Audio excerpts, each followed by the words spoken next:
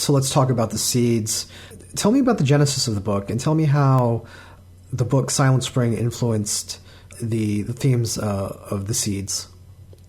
Well, David Aha and I had started talking about how we wanted to work together, and I think what I did was send him a bunch of ideas, and I don't remember because I don't keep anything. I throw everything away, which is a bit stupid. But I think I sent him a bunch of like story ideas, and he liked, this is the one he liked, which back then was the idea of a old tabloid, sort of like a 50s style monster tabloid, newsprint, newsstand, junk, just junk, like Bat Boy sighting, Loch Ness monster, that kind of stuff. And who are the people like that chase these stories? So we had a guy who was a hoax hunter and his reporters that he would send out,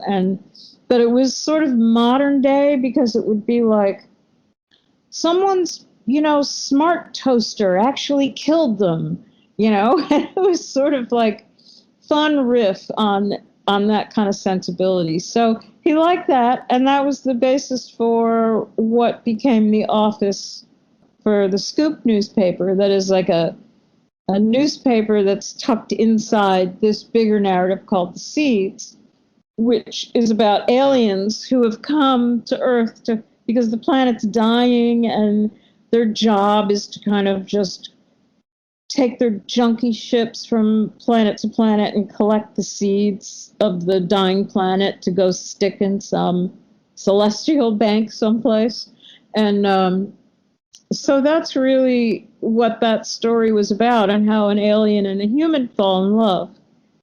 So that was kind of the genesis. And David and I spent a lot of time sending each other ideas back and forth. Then I remember he sent me an image without saying anything. He just, one day, I got this image in my mail, and it was a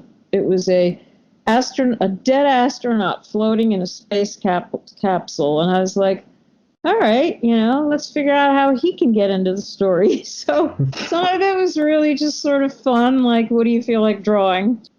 And that's kind of how it evolved. And now it's out. It's about to have its Spanish edition in Spain with Astaberry Publishing, they've been wonderful. And so it's the 4 issues collected into a graphic novel. So one of the curious things about The Seeds is it's ostensibly a post-apocalyptic tale, but there are some of the technology is quite dated. What year does The Seeds actually take place? Well, it takes place tomorrow. I mean, it's definitely was one of those, this could be tomorrow. There's nothing in The Seeds that isn't happening now.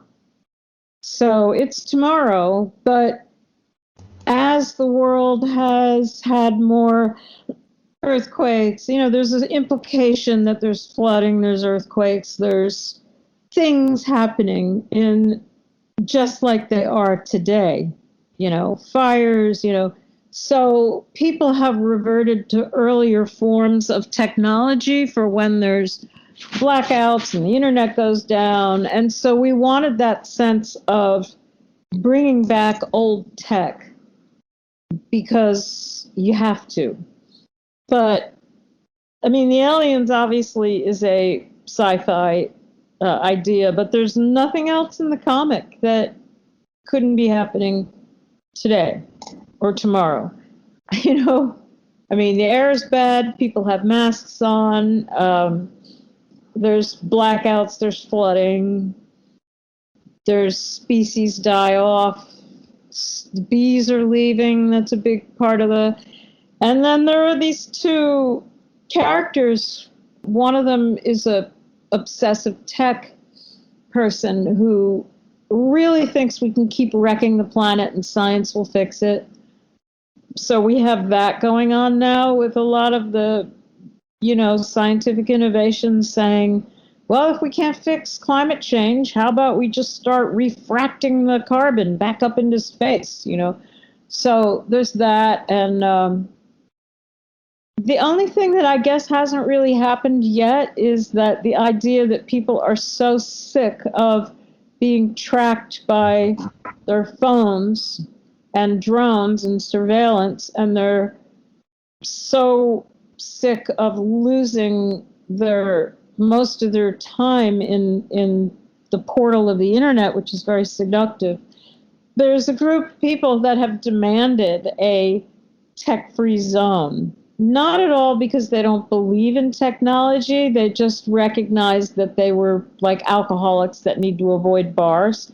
That's more the feeling than, I mean, I've had people ask me, but does that mean they would be anti-vaxxers? No, that doesn't mean that. That's literally more like people that realized they were becoming techaholics and wanted to just get away from it. So there's a tech-free zone.